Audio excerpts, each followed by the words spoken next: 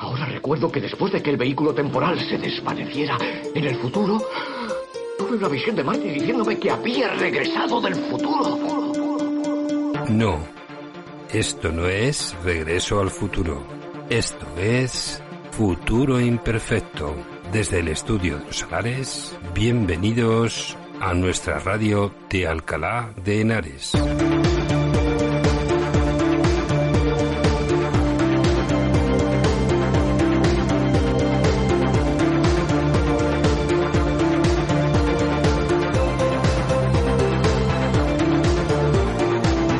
Y a los mandos de la nave que viaja al futuro, Javi Pater.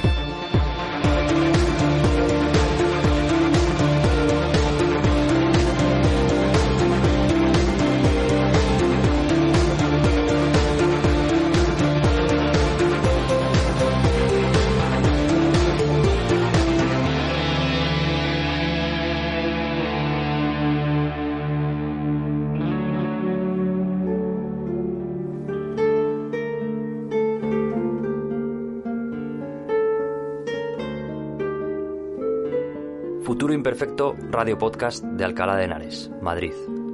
Una radio cercana, pero abierta al mundo. Os ofrecemos contenidos de cultura, reportajes, música y, en definitiva, una radio para informaros de todo aquello que sucede en nuestra ciudad, con miradas puestas al pasado o al presente, de personajes ilustres o acontecimientos históricos destacados o incluso menos conocidos. En definitiva, cualquier tipo de evento que para la ciudad haya significado un aporte cultural e histórico muy importante.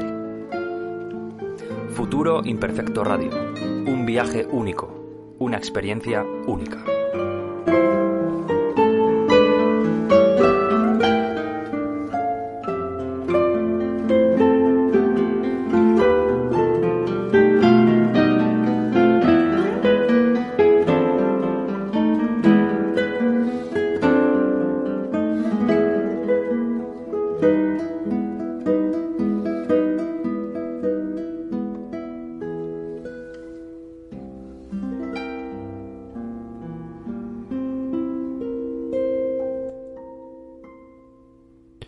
Hoy les invitamos a acompañarnos en un viaje fascinante por los rincones menos conocidos de nuestra historia.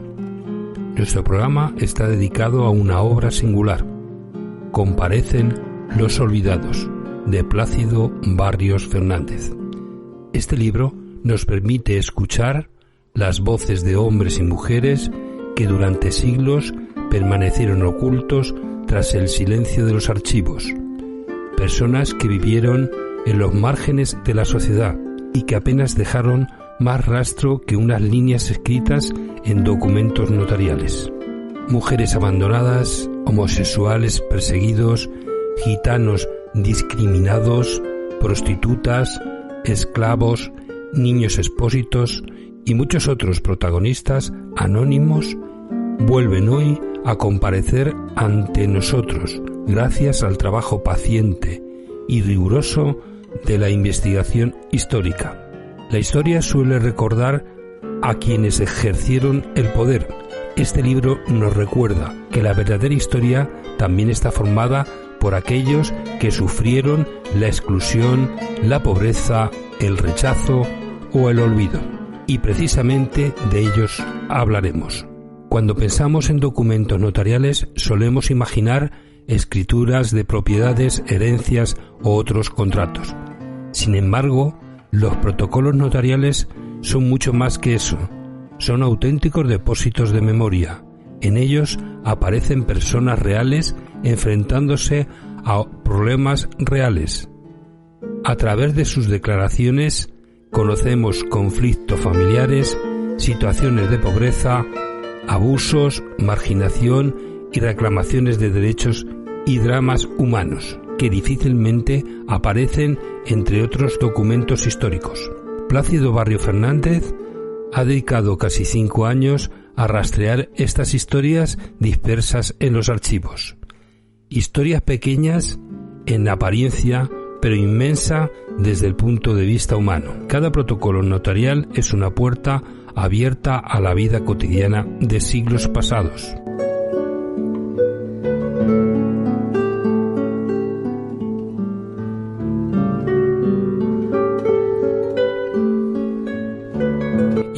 los grupos que aparecen en este libro es el de las mujeres abandonadas. Durante siglos, muchas mujeres quedaron desamparadas tras ser abandonadas por sus maridos o compañeros.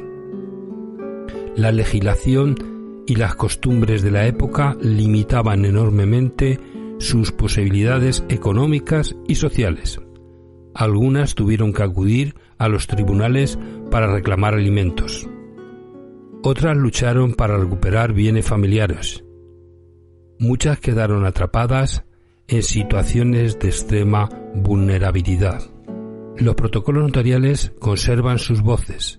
Nos muestran mujeres que se niegan a desaparecer, mujeres que reclaman justicia, mujeres que pese a todas las dificultades intentan defender su dignidad. La lectura de estos testimonios nos permite comprender mejor la situación femenina en épocas donde los derechos eran profundamente desiguales.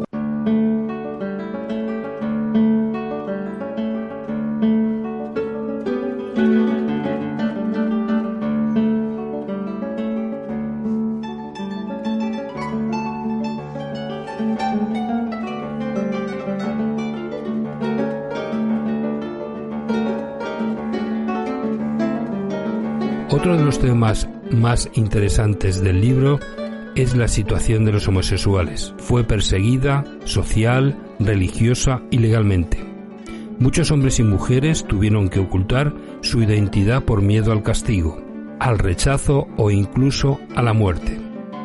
Recuperar estas historias significa devolver visibilidad a quienes fueron obligados a vivir en la sombra.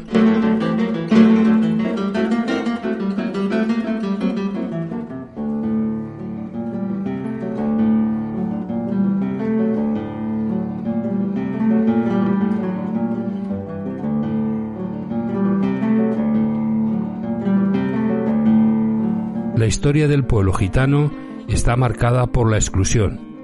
Desde su llegada a la península ibérica sufrieron numerosas disposiciones legales destinadas a controlar su modo de vida. Los documentos notariales muestran situaciones de persecución, conflictos legales y dificultades para integrarse en una sociedad que frecuentemente los rechazaba. Sin embargo, también muestran estrategias de supervivencia, familias que luchan por mantener sus tradiciones, personas que trabajan, comercian y participan activamente en la vida económica. Los documentos desmontan muchos estereotipos y nos ofrece una visión mucho más rica y humana de la comunidad gitana.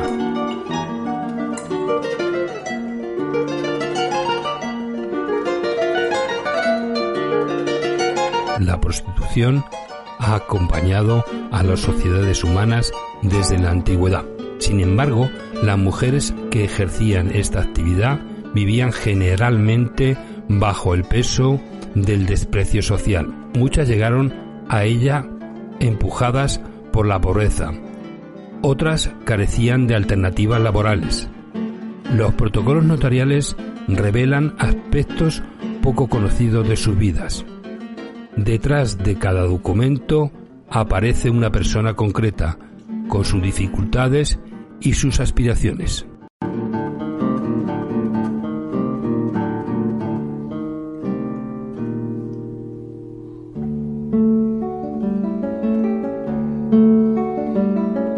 Cuando hablamos de esclavitud, solemos pensar en América o en otros continentes. Sin embargo, la esclavitud también existió en España. Miles de personas vivieron privadas de libertad. Fueron compradas, vendidas y utilizadas como mano de obra. Los hombres que aparecen en estos documentos nos permiten devolver humanidad a quien fueron tratados como mercancía.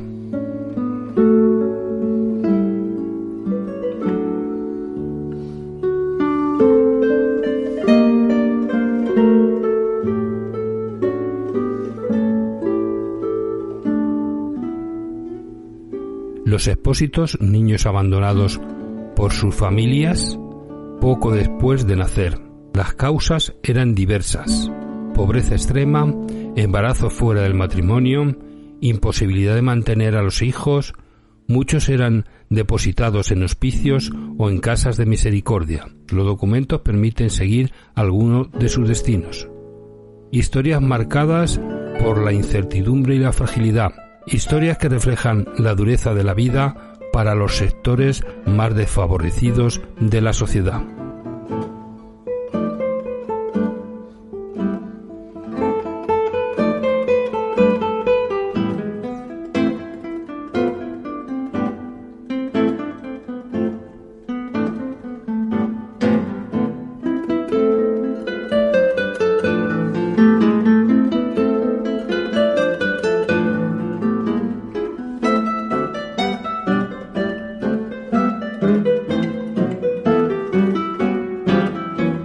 El libro recoge también otros personajes anónimos, pobres, enfermos, huérfanos, marginados, personas que apenas tuvieron voz en su tiempo, pero gracias a la investigación histórica recuperan su presencia. La suma de todas estas pequeñas historias forman una gran historia colectiva, la historia de quienes nunca ocuparon posición de poder, la historia de quienes vivieron lejos de los privilegios. Buenas tardes, en nombre del Círculo de Contribuyentes. Agradeceros vuestra presencia, sobre todo por el calor que hace y las fechas que son, ¿no? Yo creo que la ocasión merece la pena y, yo simplemente, como presidente del Círculo, es agradeceros el venir, ¿no? Y, por supuesto, a la institución de Estudios Complutense, que cuente con el Círculo de Contribuyentes para organizar este tipo de actos, porque siempre son bienvenidos. Aquí cuando vienen hemos hecho ya varios ciclos, varias conferencias que han resultado muy agradables y también con mucha afluencia del público. Entonces, sin más, reiterar mi agradecimiento por haber venido, y a mí no me corresponde presentar el libro y es Vicente el que va a hacerlo, y seguro que pasamos una gran tarde. ¿Vale? También a todos ustedes por asistir, a todos nosotros, porque la mayoría ya somos conocidos.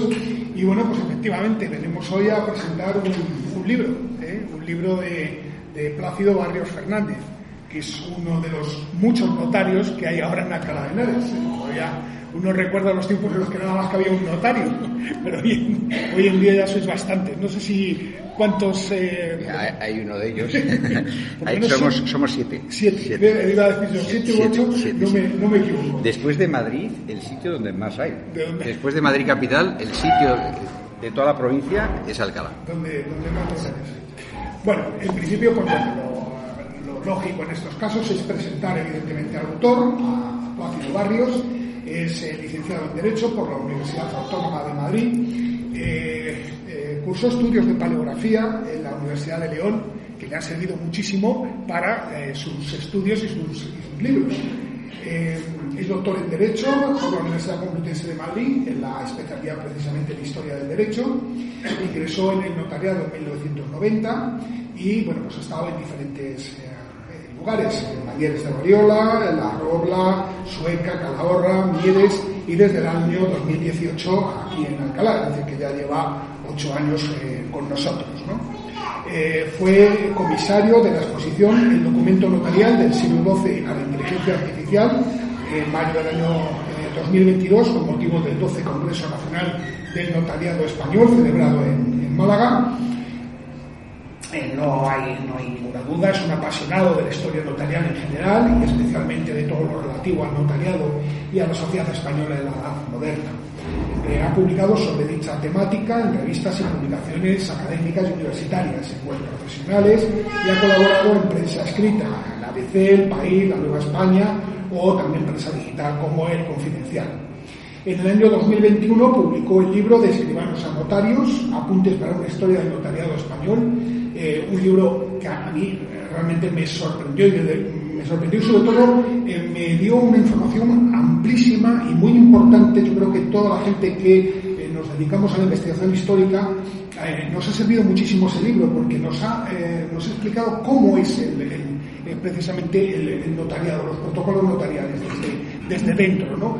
Yo creo que es un instrumento realmente muy valioso para nosotros. lo editó Vasconcelos, que es precisamente la misma que ha editado el libro que presentamos, y que ya va por la 6ª edición, lo cual indica que evidentemente pues es un libro que ha tenido una acogida absolutamente excelente. Es miembro de la Institución de Estudios Complutenses y pues con nosotros ya ha colaborado en el encuentro de historiadores del Valle de Henares, que se hizo en el año 2024 en Alcalá de Henares, con una comunicación muy interesante también, en la que hablaba algo precisamente de la misma materia de este libro. Y pues pasamos ya a hablar del libro en concreto, ¿no? Si me acercas un momentito el libro, sobre todo para enseñarlo, ¿no?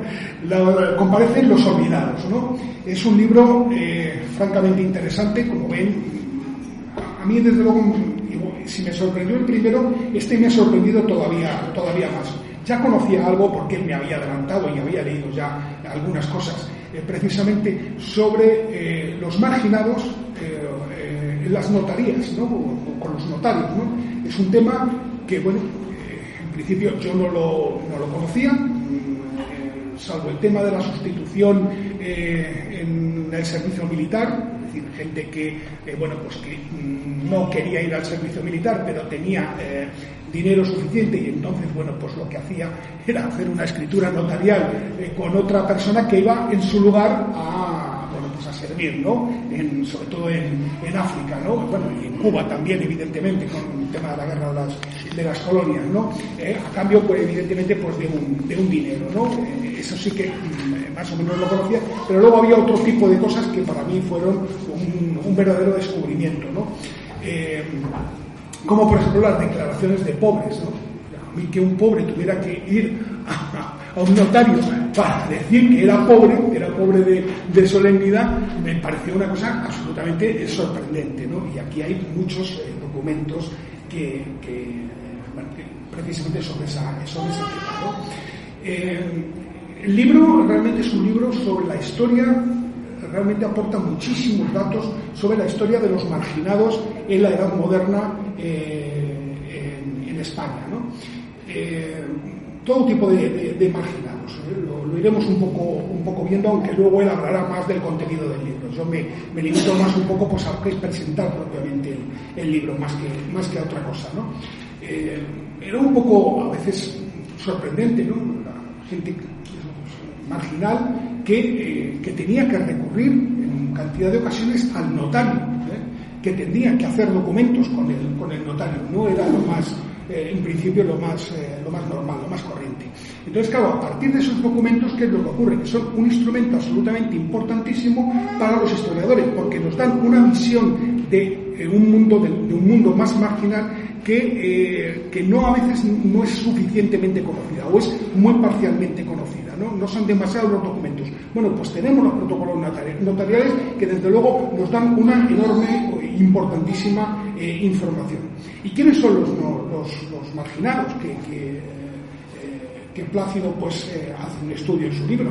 Los gitanos. Parece sorprendente. Los gitanos tenían que acudir en cantidad de ocasiones también al notario, sobre todo, porque tenían herencias o tenían cualquier otra cuestión económica que resolver. También los homosexuales. Los homosexuales también aparecen en los protocolos notariales, ¿no? También recurren evidentemente a ellos, ¿no? Las prostitutas, la prostitución era un elemento fundamental en la sociedad de la edad, no solamente de la edad moderna, sino también de la edad media, ¿no? Se decía en aquellos tiempos que las mujeres tenían relativamente pocas posibilidades. Una de las posibilidades era el matrimonio, otra posibilidad era la religión, naturalmente el servicio, trabajar, pero normalmente cuando llegaban a determinada edad contraían matrimonio, la religión, ingresar en una orden religiosa, o la prostitución, que era otra de las posibilidades que tenían. Aquí nos habla muchísimo de documentos precisamente de estas dotes de prostitutas y incluso nos habla de las casas de arrepentidas, de los recogimientos de arrepentidas, de los que aquí en Alcalá pues había dos casas de arrepentidas. Una de ellas, la que luego se convirtió posteriormente en el convento de las Agustinas, y la otra que estaba que es ahora la calle Infanta Catalina, que es la que perduró más tiempo como casa de recogidas. Las casas de recogidas fundamentalmente lo que hacían era pues atender a aquellas prostitutas que pues por enfermedad o porque ya habían alcanzado una determinada edad y ya pues ejercer entre comillas el oficio ya les resultaba un poco más penoso y más dificultoso, pues entonces ingresaban en este tipo de casas que no se puede decir ni mucho menos que fueran como conventos, porque tenían la posibilidad evidentemente de salir de esas casas de recogidas, pero era una forma en la que pues ahí, digamos que permanecían durante algún tiempo, en ocasiones hasta el fallecimiento, ¿no? Evidentemente dedicó un capítulo amplísimo a las mujeres en el sentido más amplio, ¿no? del tema, ¿no? Claro, las mujeres siempre han estado muy limitadas en cuanto a derechos. No es que hayan sido un elemento marginal de la sociedad, pero sí que han tenido durante toda realmente hasta hace no demasiado tiempo, hasta hace 60 años, una mujer si quería abrir una cuenta en el banco tenía que ser con autorización del marido. Si quería viajar igualmente tenía que autorizarle. Es decir, eso es una cuestión que es conocida, ¿no? Imagínense en épocas anteriores, evidentemente. La mujer pues estaba muy limitada en cuanto a lo que eran sus derechos, ¿no?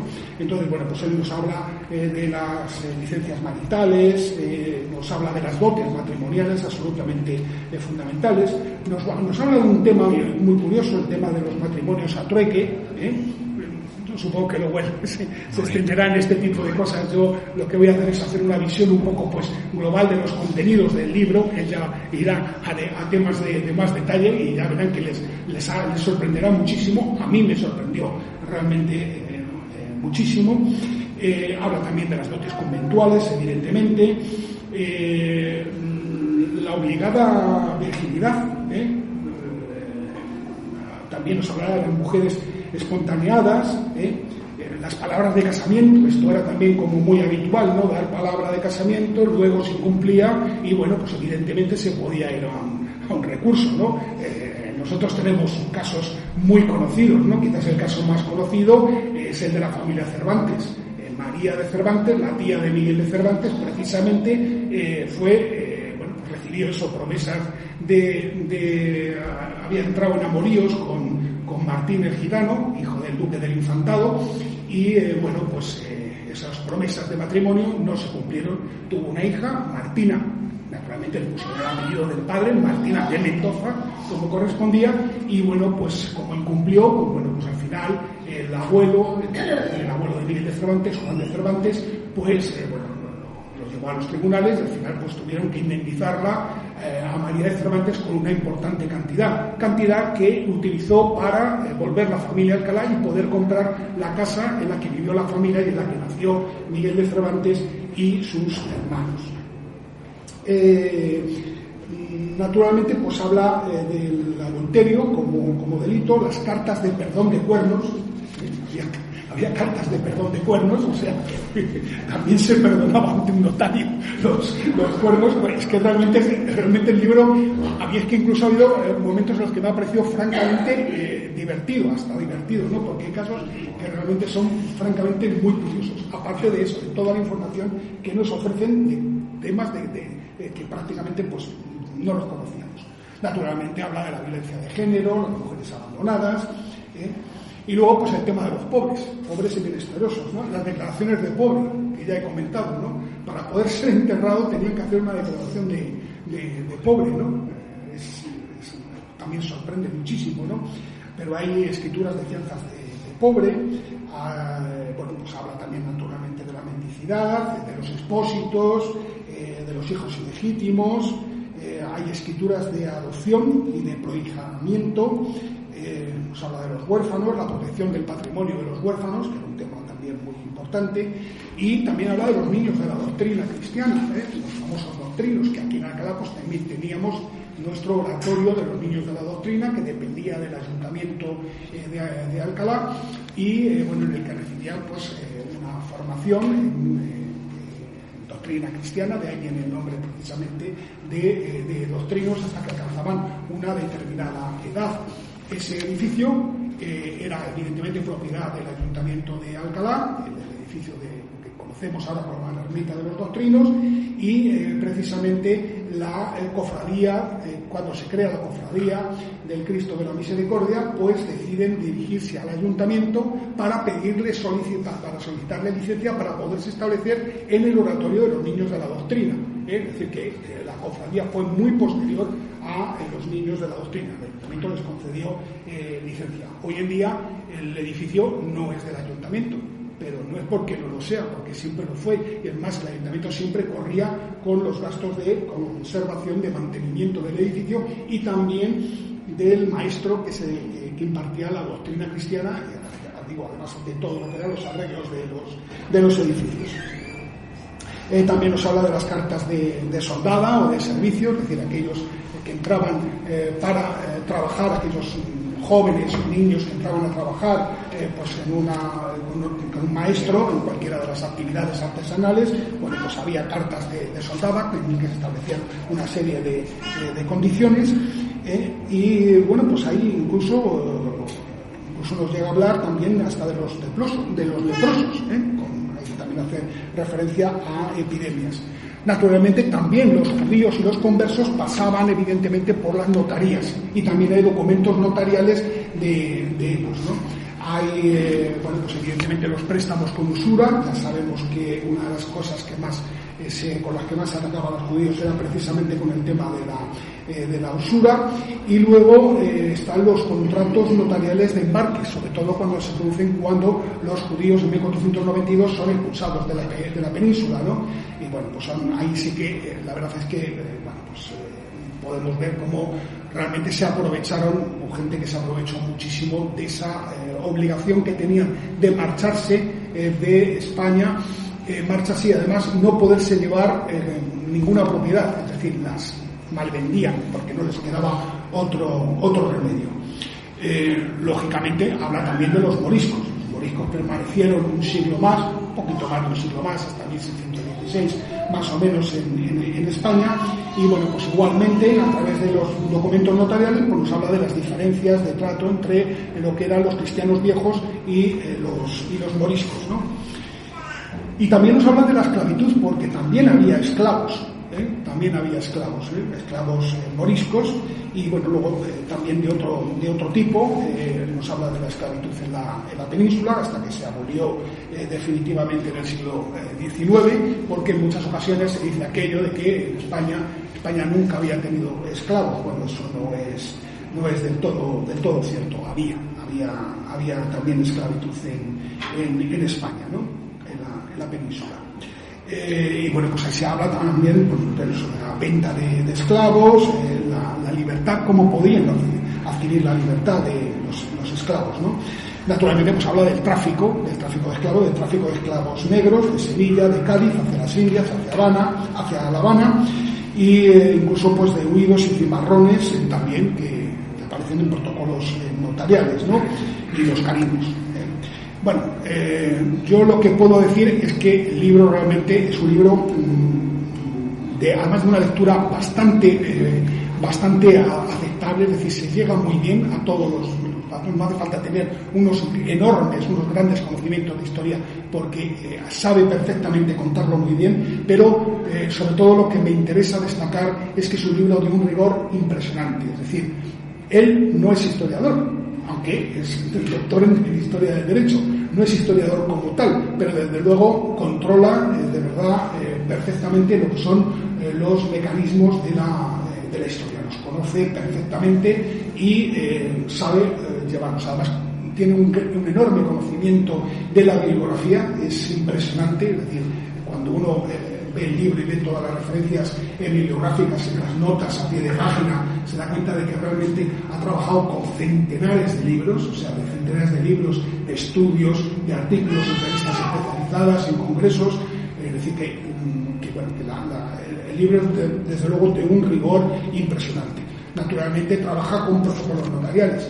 Hay bastantes datos, bastantes documentos de Alcalá, pero ya saben que el archivo de protocolos de Alcalá, pues tenemos una enorme desgracia a los historiadores, y es que en 1939, en agosto de 1939, saben que se quema el Palacio Arzobispal, donde estaba ubicado el Archivo General del Reino, o Archivo General Central, como quieran, y allí se quemó el archivo del Estado, sobre todo siglos XVIII y XIX, pero también se quemaron otros archivos que estaban allí depositados. Uno de ellos era el archivo de la Vicaría de Alcalá, una vicaría muy importante. El Arzobispado de Toledo estaba dividido en dos vicarías, la Vicaría General de Toledo y la Vicaría de Alcalá, y pues se quemó también toda esa documentación, pero también se quemó todos los protocolos notariales de Alcalá de Henares, los protocolos notariales hasta el siglo XVIII inclusive. Se habían trasladado en 1932, si no me falla la memoria, se habían trasladado al archivo, porque allí consideraban que iban a estar mejor custodiados, y desgraciadamente pues en ese incendio de agosto de 1939 pues se destruyeron. Con lo cual pues nos quedan muy poquitos protocolos notariales anteriores al año 1800, muy pocos, pero hay muchas referencias de los pocos que quedan, y naturalmente en el siglo XIX nos encontramos bastantes referencias a protocolos notariales y a datos de aquí de Alcalá, y naturalmente por los notarios que había en aquel tiempo de Alcalá, fundamentalmente por la familia Azaña, desde Nicolás Azaña, Gregorio Azaña, los dos Gregorio Azaña, Esteban Azaña y Gregorio Azaña, ¿no? Nicolás, Esteban y Gregorio Azaña, los tres notarios. Lo que yo les puedo decir es que les recomiendo encarecidamente que quieran este libro. Lo estamos presentando, pero es que de verdad creo que merece la pena. Van a aprender muchísimo, van a disfrutar muchísimo, y pues yo creo que es la mejor forma de reconocer la cantidad de meses y a lo mejor de años de trabajo que ha empleado Plácido pues en la elaboración de este excelente trabajo, muy bien documentado, muy bien hecho, y desde luego pues que es una gozada leerlo. Ahora les digo que se van a sorprender francamente mucho, y tal es así el asunto, es decir, a mí me sorprendió tantísimo que le propuse a la Junta de la Institución de Estudios Complutenses, y lo aceptaron, que para el año que viene, para el curso que solemos hacer, siempre hacemos dos cursos, uno hacemos en primavera, otro en otoño. El curso de otoño este año lo vamos a hacer con el Círculo de Contribuyentes, precisamente en este salón, y el curso de primavera propuse a la Junta, y la Junta ya lo ha aceptado, hacerlo precisamente sobre los marginados. Lo hablé con Plácido, y Plácido ha dicho que encantado de darnos una de las conferencias, ¿no? Entonces, ya estamos preparando, todavía queda mucho tiempo, hasta la primavera del año que viene, pero ya estamos preparando pues este nuevo ciclo que ha nacido realmente de la lectura de este libro. Enhorabuena, Plácido, y de verdad, merece la pena. Cómprenlo y leanlo, sobre todo leanlo, porque realmente merece la pena. Muchísimas gracias a todos.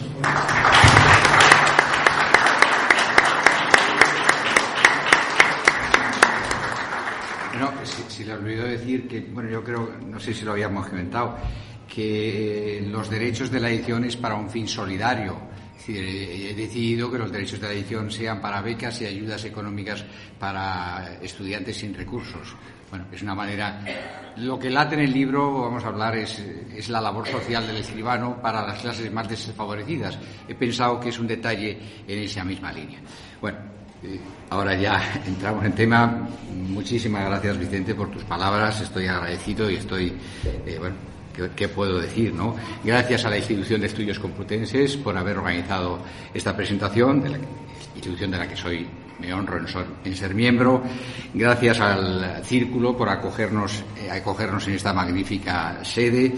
Gracias a los presentes, José Félix, Sociedad de Condueños, muchas gracias. Y a todos ustedes, todos amigos, la verdad que estoy un poco volado. Veo también amigos del ENCIM, prometo volver con vosotros. El libro es el culpable, él es el culpable, volveré. Bien, para mí es un honor estar aquí en Alcalá. Y de hecho hace relativamente poco me preguntaban qué tal estaba o cómo me encontraba yo como notario de Alcalá de Henares, teniendo el despacho al lado de la manzana cisneriana. Y efectivamente, digo, pues para cualquier amante del arte estar aquí es un lujo. Es decir, tomar un café en el claustro, el segundo claustro, en la cafetería de la universidad, pues es impagable. Si encima, a poco que uno tenga una mínima inquietud cultural o intelectual, es que Alcalá es el paraíso. Tenemos infinidad de convocatorias culturales, actividades, está mal que hable de la institución, la sociedad, el círculo, todo un tema cervantino. Es decir, a poco que uno tenga inquietud, la verdad que colma todas sus expectativas. Reconozco además que yo soy asiduo, uso la biblioteca del CRAI, última planta, me encanta después de comer quedarme ahí en la soledad. La biblioteca de los Trinitarios, que es un auténtico lujo, una biblioteca recoleta que ustedes conocen, la zona cervantina. También visito el archivo municipal, es un lujo.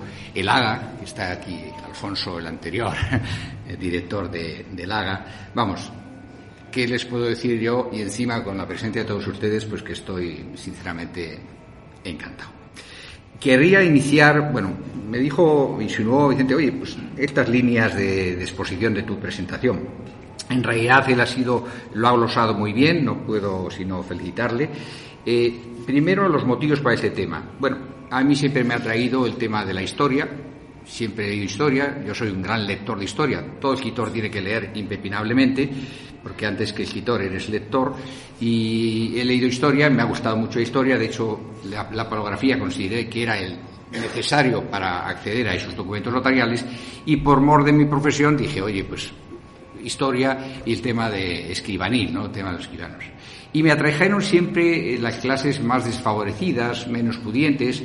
Pues he puesto siempre el foco en ellos. Pues ¿por qué? Porque yo frente a lo que podíamos pensar que a los escribanos solo iban las clases más pudientes y más, de economía más solvente, no, también iban las clases más desfavorecidas.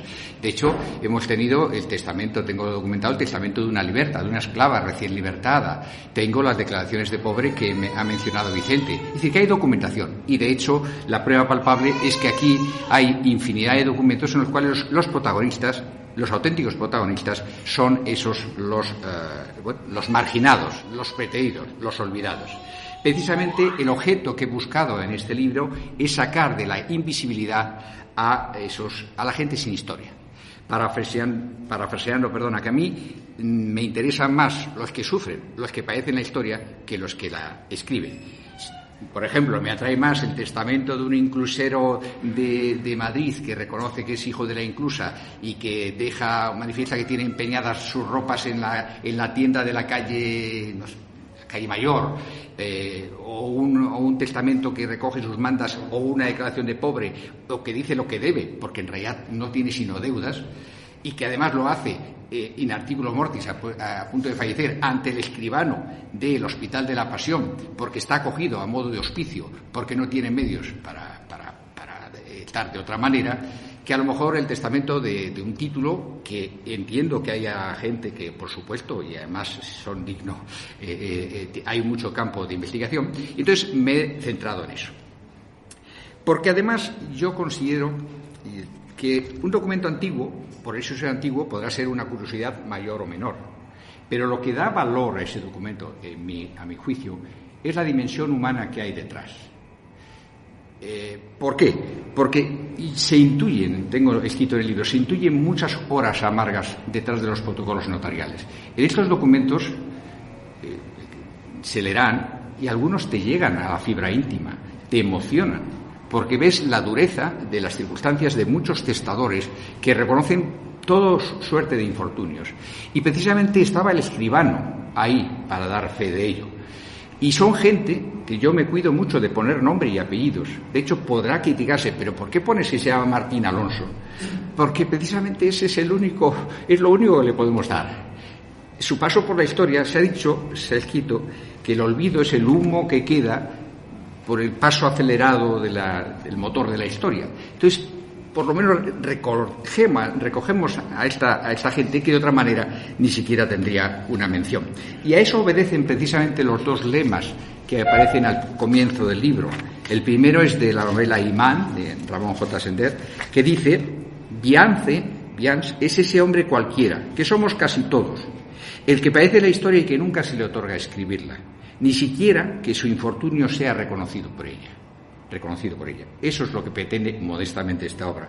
La segunda mención del segundo lema, es de la novela canónica Misericordia de Galdós, y habla de Benina, personaje único, y precisamente como homenaje les he querido reconocer ahí. Pues bien, todos estos personajes laten ahí, y yo he querido darles su tratamiento. ¿Y qué excusa he utilizado? Para todo trabajo tienes que tener una hipótesis de trabajo. Bien, por mi condición de profesional del derecho, la aplicación cotidiana del derecho, pues bueno, voy a ver en qué medida estos grupos, estos colectivos, estas minorías, según qué casos, tenían o no tratamiento jurídico distinto en el marco de la Edad Moderna. Es una hipótesis de trabajo. Entonces, yo lo que hago es, a través de los capítulos, examinar pues gitanos, prostitutas, homosexuales, estos grupos que ha mencionado perfectamente Vicente. En algunos casos concluyo que, a mi modo de ver, sí había discriminación, incluso marginación, en otros sí, en otros no. Y para ello, obviamente, no es una conclusión que yo me saque de la manga, sino que intento argumentarla en base a la documentación. Y ese es el fundamento, la hipótesis de trabajo del libro. Ni qué decir tiene que, de paso, yo lo aderezo con multitud de casos. A mí siempre me han gustado los libros de historia con muchas notas a pie de página. Lo reconozco, es mi debilidad. Y también he de confesarles, en tono mea culpa, que este libro tiene solo 1902 notas a pie de página. De hecho, me lo han criticado, y me lo criticaron, y seguro con fundamento. He de decir, en descargo de mi libro, que el otro día leí, Trapillo hablaba que Francisco Rico, en las glosas, en las notas al libro de Cervantes, tiene 5.552 notas a pie de página. No pretendo compararme, por Dios, con Francisco Rico. Pero bueno, ¿pero por qué? Porque para mí son fundamentales, porque recogen esa anécdota. Yo no creo que la anécdota esté reñida con la historia, porque precisamente es la manera de traer a estas personas y darles pie. A lo mejor no tienen la entidad de ocupar el texto principal, pero sí en la nota a pie de página, y también, lo reconozco, incluyo reflexiones personales, que no puedo evitarlas, porque lo que late también en este libro es una comparación, que no la puedo eludir, entre la práctica notarial de aquellos escribanos de la Edad Moderna y la práctica actual. No lo puedo. Uno es como es, uno tiene su profesión. Entonces comparo pues la adopción, cómo era entonces, cómo es ahora. Ha cambiado. Bueno, la esencia no ha cambiado. La fe pública sigue siendo la fe pública. Antes ponían pasó ante mí o en testimonio de verdad. Ahora ponemos doy fe. Pero la esencia es la misma, es la fe pública que da valor a ese documento firmado ante el escribano entonces y ahora ante los notarios. Es verdad que ahora mismo estamos en el protocolo electrónico, en la digitalización, pero la esencia es la misma.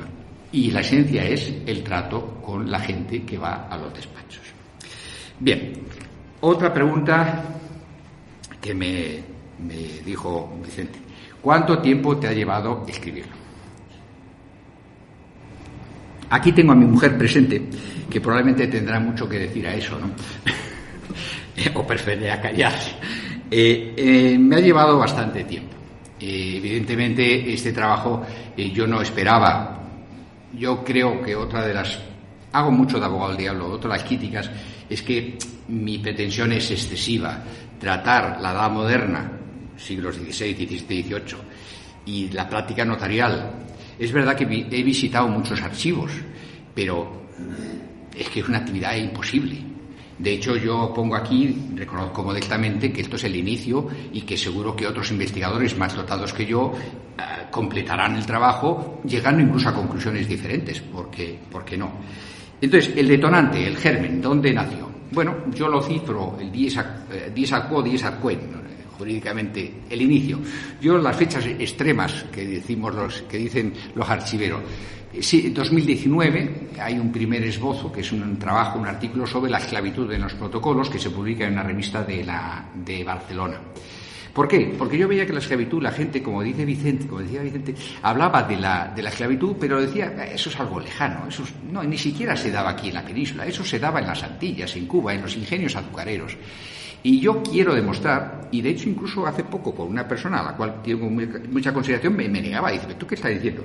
Entonces aquí, gracias al editor, que ha sido muy generoso en la edición, he de decirlo, recogemos una galería fotográfica. Y recojo hasta 3 ventas de esclavo. Bien aquí. Y estos documentos son reales. No es una licencia Cuando hablo de la esclavitud no es una licencia de autor. Porque, una cosa, perdonen que haga cortes constantes, este libro no es una novela histórica, no. No es literatura, no. Aquí lo que habla es el documento notarial. Eso que quede claro. El que busca una novela histórica, esto no es una novela histórica. Porque los documentos hablan. De hecho, es verdad que yo alguna vez los comento, pero con mucho cuidado, porque yo no puedo, ni qué decir, yo no puedo juzgar, ningún historiador puede juzgar el pasado. El pasado es el que es y ya lo juzgarían en su momento. Entonces, a lo que voy, este documento recoge una realidad, la esclavitud, 1874. No es tan alejado en el tiempo, ¿no? Es verdad que es de La Habana, porque aquí la esclavitud en la metrópoli acabó antes. Pues bien, ese fue el detonante. Estamos en el 2019, 2020 llega la pandemia, marzo del 20, la desgraciada pandemia, y como tenía más tiempo, porque yo venía a la notaría, yo estoy convenido, santo varón de compañero, entonces veníamos día sí, día no, la mitad de plantilla con él, la otra mitad conmigo. Y entonces yo tenía tiempo libre y lo dediqué a estudiar las cartas de perdón de cuernos, porque me llamaba mucho la atención las cartas de perdón de cuernos. Primero me llamaba la atención por el título en sí. Bueno, como he insinuado, él es el documento notarial en el cual el marido ofendido perdonaba a la mujer el adulterio. Y ustedes dirán, ¿pero y eso? Sí, porque el adulterio era un delito castigado. De hecho, estuvo castigado hasta mayo de 1978. Y se castigaba con prisión, 6 años de prisión. Es verdad que con el tiempo se fue relajando la condición penal, pero estaba. Y además, y este era motivo de agravio, es que la mujer llevaba siempre la peor parte en el adulterio. Porque bastaba un simple desliz para que ella fuese tachada de adúltera y perseguida. El marido, salvo que tuviese la concubina en casa, no era perseguido por adulterio. Es un trato discriminatorio, a mi modo de ver, evidente. Pues bien, las cartas de perdón de cuernos, ¿y por qué las llamas así? Pues no es una licencia del autor, es porque en los documentos que yo he visto, por ejemplo, en el archivo de Sevilla hay 2 del siglo XVII. En Sevilla eran 24 oficios, 24 escribanías, pues una de ellas. Y entonces tenías la escritura y en el margen superior izquierdo tenía una cara de un señor con una cornamenta pintada. Y debajo ponía, es él. Es decir, el otorgante lo habían pintado. Lo cual denota la sorna o ironía, entiendo, es decir, en desgarro del escribano, que muy seguramente los escribanos tenían escribientes. Es decir, el escribano no necesariamente escribía todos los textos notariales, tenía escribientes o amanuenses que estaban a su cargo en el oficio notarial. Pues eso es lo que habría ocurrido en tal caso. Y se llamaban así, cartas de perdón de cuernos. Igual que he visto la carta de perdón de Virgo. También una persona que había sido violentada y perdonaba, tal. Eso sí, en la carta de perdón de Virgo a cambio de dinero. Porque en la época se permitía la compensación económica para llegar a un acuerdo y transaccionar la persecución del delito. En la carta de perdón de cuernos no, porque entendía que el honor del marido no admitía precio. Esa era la teoría. La práctica era que tenemos documentados aquí perdones de cuernos en los cuales mediaba dinero. Mediaba dinero y por condición tenía que perdonar tanto a la mujer como al amante. No podía uno sí, otro no. Bueno, Ese fue el segundo hito temporal.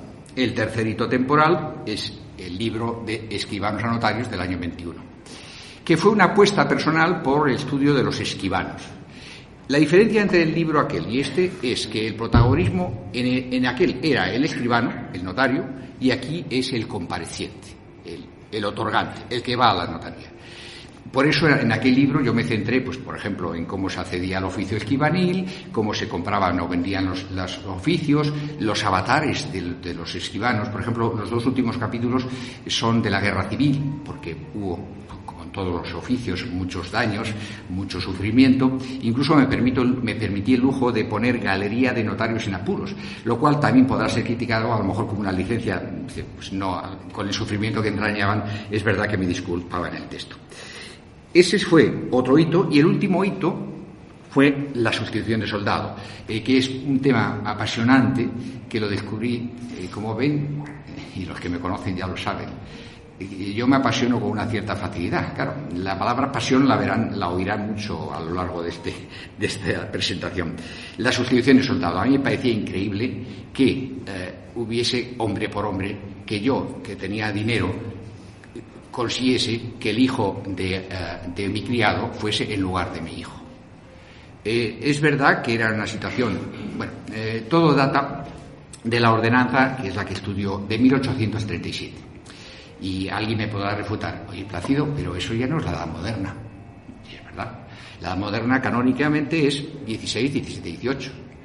Pero claro, yo cuando estudio los judíos no me puedo ceñir al siglo XVI, porque es fundamental los pogromos de 1391 y la expulsión de los judíos de 1492. Entonces yo digo, oye, las fechas, la historia no admite cortes bruscos, no cambia el panorama de 1499 a 1500. Perdone que a lo mejor teorice demasiado, pero bueno, es a modo de justificación. Eso por detrás. Y más cercano aquí, ceñirme al siglo al siglo XVIII, sin invadir el XIX, por ejemplo, la esclavitud es impensable, porque la esclavitud en la metrópoli, como he dicho antes, queda abolida en 1837, en Cuba 1880-86. La ley de 80 habló de 8 años, pero al final fueron 6 años. Entonces, ¿cómo podemos no mencionar? De hecho, el libro, la venta que es de esclavos de 1874. Lo digo para justificar. Bien, vuelvo a la sustitución del soldado. Espero que me vayan siguiendo. La sustitución de soldado, bueno, pues los mecanismos que preveía esta ordenanza eran 2. La redención de la suerte de soldado, la redención a través de una cantidad que pagabas a la hacienda pública, eran 6.000 u 8.000 reales. 6.000 reales eran 1.500 pesetas desde 1868 con la instalación de la peseta, o 2.000 pesetas porque subió la cantidad. Bueno, tú si tenías ese dinero, ibas a la hacienda, te daban la carta de pago y tu hijo quedaba exonerado de ir al destino, que claro, los destinos podían ser peninsulares o podían ser en África o podían ser en Antillas, y mucha gente moría ahí, y no necesariamente moría de acción bélica. Eso lo saben, las 3 guerras de Cuba generaron no solo las muertes en acción bélica, sino por ejemplo el famoso Eloy Gonzalo, el héroe de Cascorro, de la plaza de Cascorro, que por cierto era hijo de la Inclusa. Su madre, María Luisa, le dejó abandonado en la Inclusa. María Luisa, natural de Peñafiel, soltera, y lo dejó ahí abandonado, y él con el tiempo fue a Cuba, y no murió en el lance bélico, sino murió al cabo de relativamente poco tiempo de disentería. El destino ultramarino era una ruleta mortal. Entonces, bueno, si tenías ese dinero, pagabas, no ibas, pero hubo gente que no tenía ese dinero y recurría a otro mecanismo, la sustitución del soldado. Y es donde entra a juego el escribano, porque esas se hacían a fe notarial. ¿Por qué? Porque quedaban las cantidades aplazadas y no había garantía de que no se cobrase lo que quedaba aplazado. Querían tener la garantía de cobrar.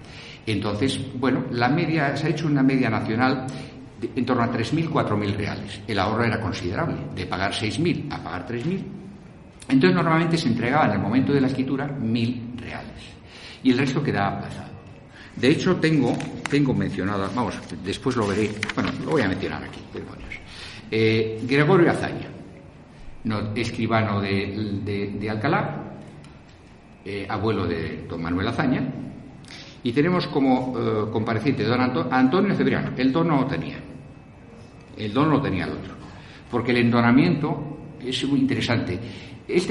Hay un ejercicio de antropología social. Evidentemente, el endonamiento, el poner el don o no, lo notas en las escrituras, sobre todo en estos casos por la posición económica del que lo tiene frente al que no lo tiene.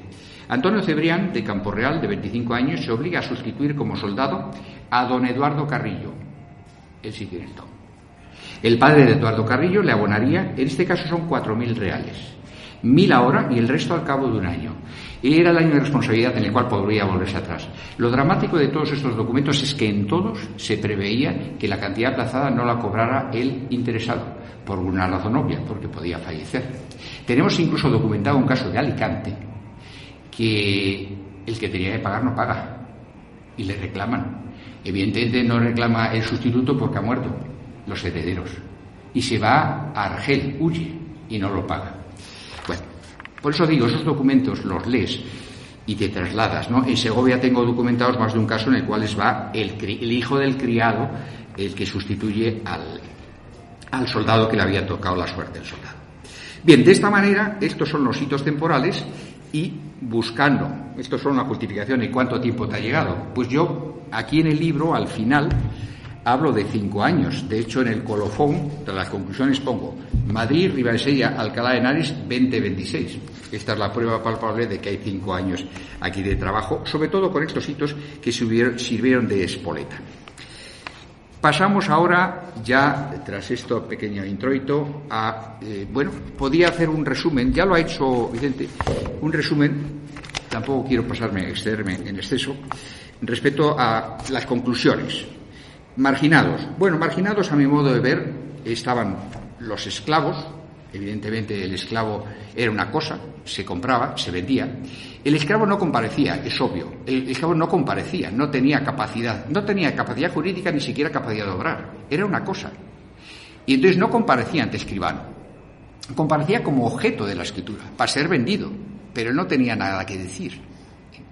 Si ya tenía la libertad, si era liberto, entonces sí. Y de hecho refiero a algún caso de testamentos de liberto, es decir, del que había obtenido la libertad y entonces ya comparecía para hacer su testamento. Tenemos uno impagable, una señora de Cádiz, 90 años. Contaba sus avatares. Y yo digo, si pudiésemos entrevistar a esa señora, cuenta que tiene hijos, que unos son esclavos, otros no son esclavos, que se ha casado. Es un libramiento. El testamento es un relato de vida. Y te puedes encontrar de todo. Yo lo tengo escrito. Cuando el testador o la testadora pone por descargo de mi conciencia, ponte en lo peor. Porque puede venir de todo. De todo. Y además la gente, esto también lo he escrito, la gente era mucho más desinhibida entonces que ahora. Ahora somos más cortados. Ahora al escribano, al notario, no se le cuenta según qué cosas. Es verdad que hay intimidades, hombre. Yo siempre recordaré en el anterior destino en Mieres un empresario que vino a reconocer que tenía un hijo fuera del matrimonio, con el agravante que yo conocía a la familia uno de sus hijos era bastante conocido mío, ¿no? Y bueno, pues eso sí, pero insisto, en la época la gente era más desinhibida y contaba todo, y el escribano era un testigo, un confesor privilegiado. Los esclavos, clarísimamente. Expósitos. Bueno, pues los expósitos, a mi modo de ver, también sufrían. Los expósitos son estudiados dentro del pobres y menesterosos. Un inciso. Alguien que ha leído el libro y me dice, el capítulo que más me ha gustado es el de la esclavitud por ser el más completo. Probablemente, sí, lo reconozco. Pero a mí el que más me ha motivado personalmente ha sido el del expósito. No puedo, me emociono mucho. Me emociono porque pienso, cuando por ejemplo he tenido la suerte y fortuna de ir por ejemplo, a la Hermandad del Refugio, en la iglesia de los alemanes, aquí en Madrid capital, tienen la cuna donde depositaban a los niños depositados, porque la Hermandad del Refugio hacía de paso previo para llevarlos a la inclusa, y ponían, no se admitirán niños de menos de tanto, de más de 5 años, y la ves en el museo de la Hermandad del Refugio, está. Cuando fui a Barcelona, en la calle, una plaza que está relativamente cerca del colegio notarial, aún ves el hueco por donde echaban al niño, y lo ves, y ves una ranura, que es donde metían las notas de abandono, que han sido estudiadas por el CODEA, de las notas de abandono cuando, la persona que abandonaba al niño quiero que le llamen Juan, o se llama Juan. Ese distinto texto obedecía a que así había sido o no había sido bautizado. En todo caso, siempre se hacía un bautismo por si acaso. Siempre se hacía bautismo por si acaso, por mucho que dijeran que estuviese bautizado. Esas notas de abandono han sido estudiadas perfectamente aquí en la Universidad de Alcalá de Henares y justificarían 5 libros como este, el dramatismo que tienen consigo. Porque había recuperaciones, están documentadas, incluso algunas notariales, recuperaciones de ese menor abandonado. Recuperaciones en el cual, pues, los padres... Tenemos una de aquí de Alcalá, una de Alcalá de Henares, 1830. Se pide a la inclusa la devolución de un niño aquilino de San Telesforo. Yo digo, bueno, es normal, la marginación en el lenguaje, bueno, a lo mejor es un salto. Vamos a ver, por ejemplo, Goña pidió Goñi en Pamplona, San José en Valladolid. Era el nombre del hospicio, y entonces les daban el nombre del lugar, ¿no? De la iglesia, de la calle, del bosque, de la piedra. Es decir, son todos apellidos que delatan. Pero bueno, igual que el apellido Simas Expósito. Y que se sigue, pese a que la ley del nombre ya desde el año 1921 dice que el interesado puede pedir perfectamente el cambio de apellido, ¿no? Está más que legitimado si lo estima, ¿no? Hace poco vino uno a la notaría y yo le dije, oiga, usted, dice, no, yo estoy perfectamente orgulloso, mi abuela lo era y está perfectamente orgullosa. Digo, perfecto. Bien, como digo, este Aquilino San Telesforo es recuperado por sus padres, y de hecho el cura, el párroco, pide que no se les cobre nada, porque claro, cuando lo recuperaban teóricamente tenían que pagar los gastos de manutención, lo que habían costado a la casa de expósitos. ¿Qué ocurre? Que muchas veces estaban en la mayor de las indigencias y presentaban un certificado de pobreza que les exoneraba, como ocurrió en este caso.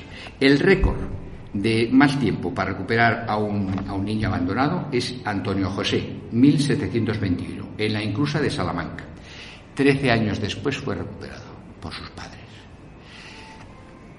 Yo me emociono, en serio, pensando en esas personas.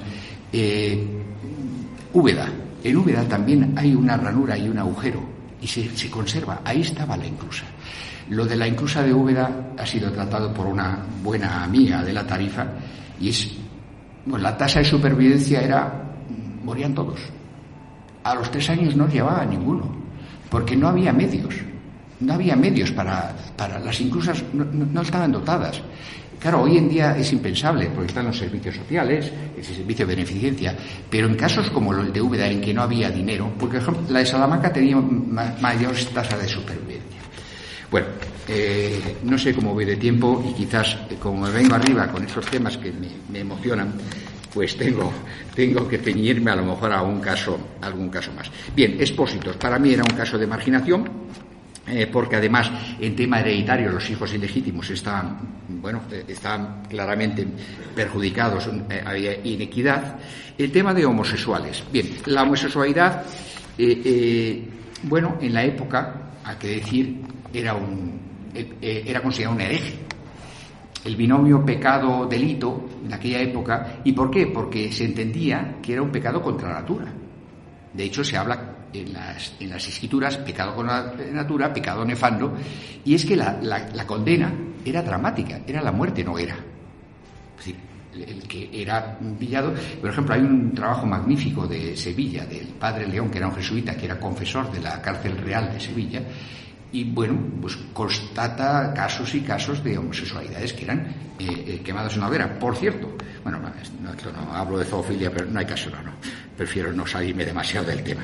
¿Y por qué veo que hay marginación? Porque el homosexual estaba excluido claramente, por ejemplo, de la herencia. Si, por ejemplo, había un mayorazgo, que los mayorazgos eran muy comunes. No necesariamente tenemos que pensar que los mayorazgos eran para gente con posibles. Existían mayorazgos cortos de pocos bienes. Pues si tú eras condenado por homosexualidad, quedabas excluido de raíz del posible, eras indigno de heredar. Bien, la mujer. La mujer ocupa un capítulo aparte, bueno, un inciso, los extranjeros. Oye, no tratan los extranjeros. Es que los extranjeros son minorías, pero no son marginados para nada. Todo lo contrario. Muchas veces estaban beneficiados porque había acuerdos consulares con según qué países y entonces los extranjeros no tenían un trato de disfavor. Salvo en escenarios bélicos. Por ejemplo, en las guerras de Francia, con Francia del siglo XVII, se instituyeron las juntas de represalias que contra los nacionales franceses, y de hecho tenemos documentados que a los escribanos le dicen relación de escrituras otorgados por ciudadanos franceses en su escribanía de cara a embargarle los bienes, ¿vale? Las juntas de represalias, pero insisto, no eran para nada sujeto de discriminación para nada. La mujer es un tema apasionante y junto con los expósitos yo creo que es donde más considero. Vamos a ver, hablar de mujer, no, debemos hablar de mujeres, porque hay muchos casos, la casuística es enorme. No es lo mismo, por ejemplo, que si estuviese casada, soltera o viuda. Algún autor, quizás en exceso, entiende que la viudedad para la mujer era una liberación, se liberaba. Ahora veremos por qué lo dice. Claro, también depende de su estatus económico-social. Decir que estaba marginada la reina católica Isabel I es absurdo. Sí. Lo que pasa es que yo defiendo que la mujer no estaba marginada, estaba perfectamente incardinada en la sociedad de la Edad Moderna, pero sí sufría una discriminación jurídica. ¿Por qué? Bueno, pues hay un hecho evidente. La mujer pasaba de estar bajo la tutela del padre a estar bajo la tutela del marido o de Dios si profesaba. No era autónoma. Tenía capacidad jurídica, por supuesto, pero no tenía capacidad de obrar, la tenía muy limitada. Por ejemplo, necesitaba la licencia marital, como bien ha dicho Vicente, incluso para aperturar una cuenta, para según qué negocios necesitaba el consentimiento del marido. Y de hecho yo aquí recojo una escritura, esta sí que ha sido, una licencia que me he permitido, nunca mejor dicho, porque el documento es posterior, este es de 1900 y ya del siglo XX, pero bueno, esta escritura, otorgada en notario de Brihuega, pone, otorgada por doña Manuela tal, con licencia de su esposo, y esta es del año 1906. La licencia marital desaparece en el Código Civil en el año 1975, en la ley de 2 de mayo del 75. Hasta el año 75 la mujer necesitaba la licencia marital para muchos actos. Es verdad, sí podía atestar. Para atestar podía hacerlo por sí sola. Por eso se dice que la viuda sí tenía más libertad, porque no había licencia marital. Otro argumento para defender su posición jurídica comprometida. La patria potestad. La patria potestad era paterna. Patria potestad, era el padre. ¿Y qué ocurre si fallece el padre? Pues, para empezar, la madre, que quería tanto a los hijos como al padre, ella no tenía la patria potestad, era tutora o curadora, en función de la edad, tutora o curadora, con lo cual tenía más limitaciones. ¿Y qué ocurría si ella iba a un segundo matrimonio? Si ella contraía segundo matrimonio ya no era de fiar y perdía la curatela, la perdía. Incluso la patria potestad paterna, convertida en tutela o curatela a favor de la mujer, podía no darse así si el marido en el testamento la excluía de tener la tutela o curatela a sus hijos. Entonces se nombraba a un tío, a un abuelo, lo que sea. Bueno, el tratamiento jurídico en adulterio ya lo hemos hablado. Es decir, que lo que pasa es que esto también a mí me lo pueden criticar, porque claro, todo el derecho es criticable. Y alguno argumentará, pues probablemente con fundamento, que toda esa normativa era una normativa protectora, una normativa tuitiva en beneficio de la mujer. ¿Por qué? Porque los autores defendían que la mujer era una eterna menor de edad, que ella por sí sola no se valía y necesitaba el apoyo de su marido para no autoperjudicarse. De hecho, ella tenía en los documentos notariales que renunciar a todas las leyes que le protegían. Lo que pasa es que eso se convirtió en una cláusula de estilo. Pero todo eso, entonces claro, alguno mira, no, es que no había discriminación jurídica, porque toda esa normativa era beneficiosa para ellas. Digo, pues mira, a lo mejor yo estoy equivocado, pero yo no lo veo, o no lo acabo de ver. Quizás puede ser que peque un poco de presentismo, puede ser, pero en todo caso no lo acabo de ver. el ejercicio del comercio lo tenían. Es verdad que ahora mismo se está demostrando que hubo muchas mujeres que ejercieron el comercio, sí, está más que demostrado, pero lo hacían de aquella manera. Por ejemplo, en instituciones gremiales de Madrid tenían que designar, si fallecía el marido, tenían que designar un factor, que fue su nombre. Aquí, los gremios de Madrid, un hombre. Ella no podía continuar la tienda, la actividad comercial, salvo que tuviese un hijo mayor de edad. Entonces pasaba al hijo. Bueno, yo creo que ya va siendo hora de pasar a unos casos mínimos de Alcalá y ya acabamos. Yo creo que ya les he glosado suficientemente y no es cuestión. Hablamos de los gitanos. Bueno, los gitanos, yo entiendo también que había marginación para con ellos porque eran perseguidos. Pensemos en la gran redada de 1749 que se pretendió recogerlos, porque eran perseguidos por su condición nómada. Los reyes siempre buscaron que se asentaran y de hecho ellos, por ejemplo, en la venta ambulante, que era a lo que se dedicaba, les pedían un testimonio notarial de seguridad. Es decir, que un escribano acreditase que lo vendido era de procedencia lícita, si no se presumía que era hurto. Y no nos engañemos, muchos gitanos acabaron por mor de unas normativas muy restrictivas como integrantes de la chusma. La chusma eran, como bien saben, los que remaban obligatoriamente en las galeras, ¿no? Entonces, en materia de gitanos, los encontramos en Alcalá y los encontramos como danzas de gitanos, se contrataban danzas de gitanos, lo cual yo lo digo que los contrataban como algo exótico, pintoresco, bueno, en las procesiones del Corpus, que tan bien ha estudiado aquí Vicente. En las procesiones del Corpus, incluso Vicente ha podido adaptarla de la primera en 1525, si no me equivoco, que es la segunda de España, la más antigua, ¿correcto? Y lo ha hecho en base, esto da fe de la importancia del documento notarial, una carta de pago de 1525 ha servido para fechar la antigüedad de la procesión del Corpus, porque allí se pagaba pues a unos que iban las procesiones del Corpus hasta las normativas del Carlos III. Aquello era, la tarasca, datos de gitanos. Hace poco en Guadalajara encontré una que se comprometía a Juan Navarro, 1600 y pico, a ir un padre y un hijo de hacerse de locos. En la escritura, hacer de locos, y que cuando viese la Santa Forma recuperaran la cordura. Y ponían el texto textual, la procesión del Corpus. Los gigantes les pagaban parte metálico y parte en especie, con vino. Entonces yo me planteo en el libro, me malicio si la ingesta del vino era, para una arroba de vino, si la ingesta era antes, durante o después de que llevaran el gigante, más que nada para no comprometer su estabilidad. Y quiero acabar un caso, y ahora sí acabo, de un esclavo que tiene vinculación precisamente con Camarma Esteruelas. Sirva de muestra de que la esclavitud no estaba tan alejada incluso de donde estamos. Año 1723. El pequeño Amar es capturado en un barco, porque claro, la captura de barcos no solo era, es decir, era recíproca, bidireccional. Los cristianos frente a los musulmanes en ambos casos, ¿no? Este es un barco musulmán que venía de procedencia probablemente del norte de África y es capturado en las costas de Melilla. Y es capturado el pequeño Amar, con su familia y otras personas. Es vendido en pública subasta, ya aquí en Andalucía, y lo compra una persona que se lo dona, y de ahí tenemos la noticia, se lo dona a un regidor de Guadalajara. Y es bautizado en la iglesia de Camarma y se da por nombre Antonio.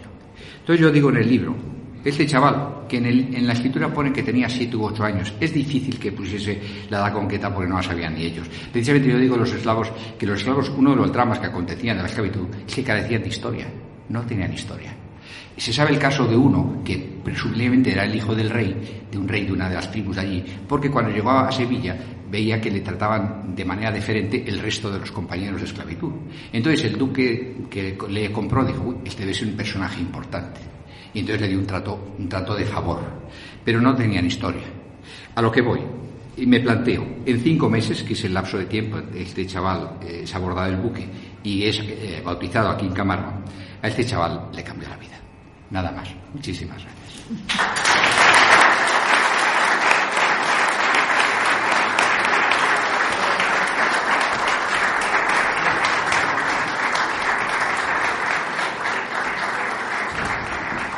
Y ahora escucharemos una canción de Luis Eduardo Aute, Al alba.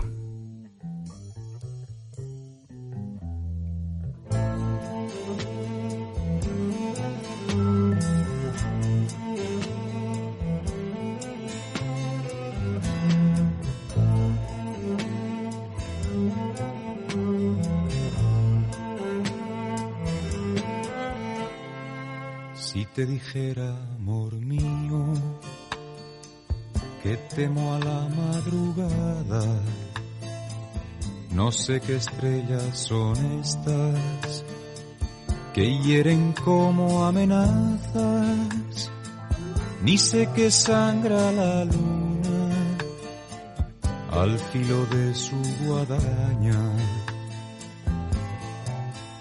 Presiento que tras la noche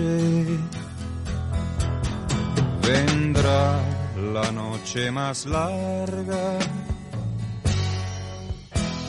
Quiero que no me abandones, amor mío, al alba. Al alba, al alba. Al alba, al alba.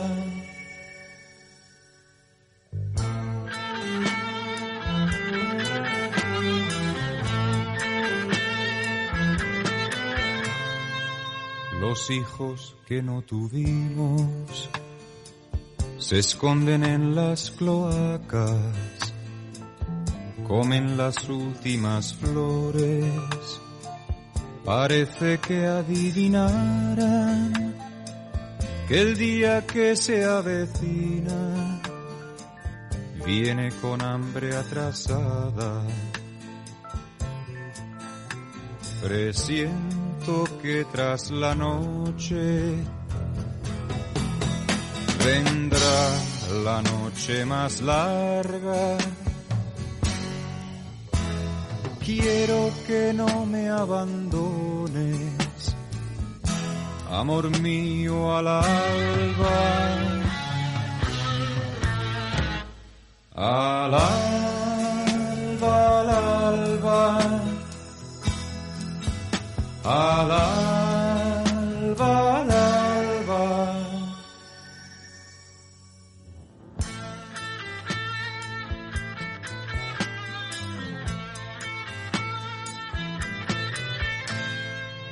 Miles de buitres callados van extendiendo sus alas. No te destroza, amor mío, esta silenciosa danza, maldito baile de muertos, pólvora de la mañana. Presiento que tras la noche vendrá la noche más larga. Quiero que no me abandones, amor mío, al alba. Al alba, al alba. Al alba, al alba. Al alba, al alba. Al alba, al alba. Al alba, al alba. Y a continuación Javi Java os comenta cómo contactar con nosotros. Por correo electrónico futuroimperfecto@gmail.com, por la red social X @f_imperfecto, y por las siguientes plataformas: iVoox, Amazon Music, Podimo, Google Podcast, Apple Podcast, YouTube Podcast, YouTube Music.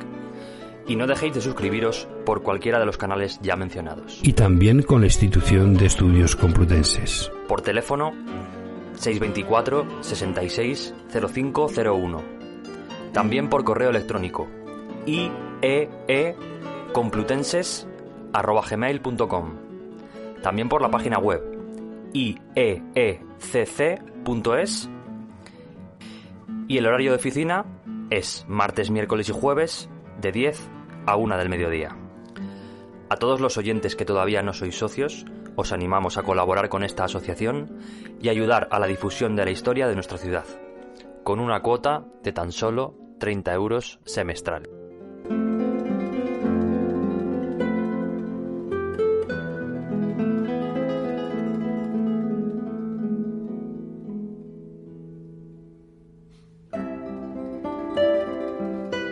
Una de las mayores enseñanzas de este libro es que la historia no pertenece únicamente a los vencedores. La historia también pertenece a los humildes, a los olvidados, a quienes sufrieron discriminación, a quienes fueron excluidos por su condición social, su origen, su sexo o su orientación sexual. Los protocolos notariales se convierten así en un espacio de memoria, un lugar donde estas personas vuelven a hablar después de siglos de silencio. Quizás sea la mayor virtud de la obra de Plácido Barrios Fernández. No solo estudia documentos, rescata vida, rescata emociones, rescata dignidades. Porque una sociedad que olvida a los más vulnerables corre el riesgo de repetir los mismos errores. Esperamos que este recorrido por las páginas Comparecen los olvidados haya despertado vuestro interés por la obra y nos invita a mirar la historia. Nuestro agradecimiento a Plácido Barrios Fernández por su extraordinaria labor de investigación y recuperación de la memoria histórica, y que la historia siga ayudándonos a comprender mejor el mundo en que vivimos. Porque el futuro siempre será imperfecto y quizás por eso merece ser contado. Así que súbete a nuestra radio y celebra un viaje en el tiempo, una experiencia única. Nos despedimos de este espacio de la Institución de Estudios Complutenses. Hasta el próximo programa, que espero sea muy pronto. Y ahora escucharemos a Loquillo y los trogloditas en la canción Los Olvidados. Una mirada al infinito, desafiante a la razón,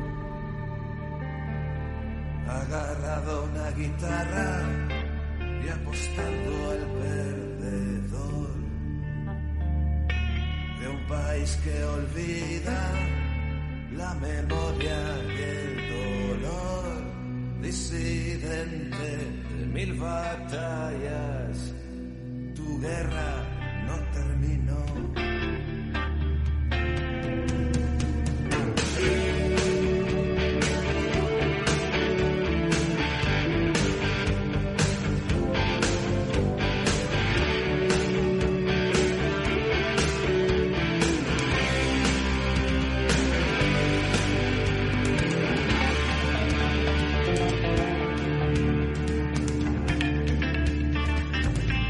Cuando la libertad es un cheque al portador,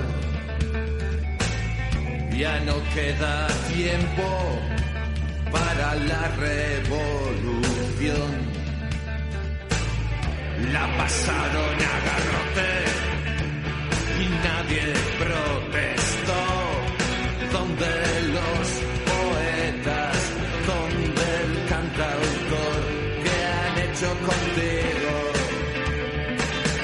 que han hecho contigo, loco soñador, quien te quitó del medio y te robó una canción, el arte por el arte, días de decisión, los enemigos acechan,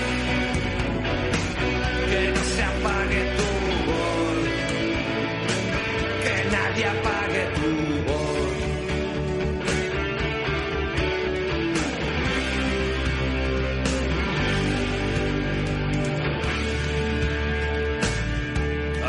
Que las palabras carecen de valor y ese frío desencanto sustituye a la pasión. Escucho día tras día los gritos de tu corazón, me acompañan de por vida para evitar mi rendición. Una mirada al infinito, desafiante a la razón. Agarrado a una guitarra y apostando al perdedor. De un país que olvida la memoria y el dolor.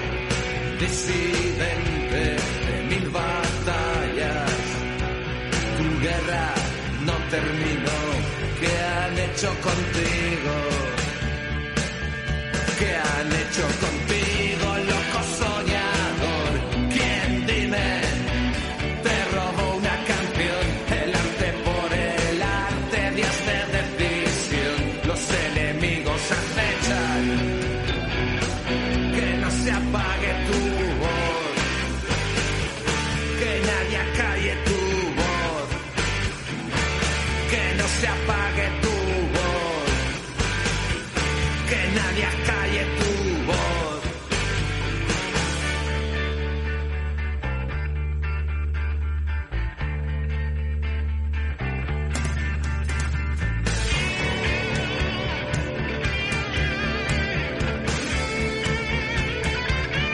¿Qué han hecho contigo, loco soñador?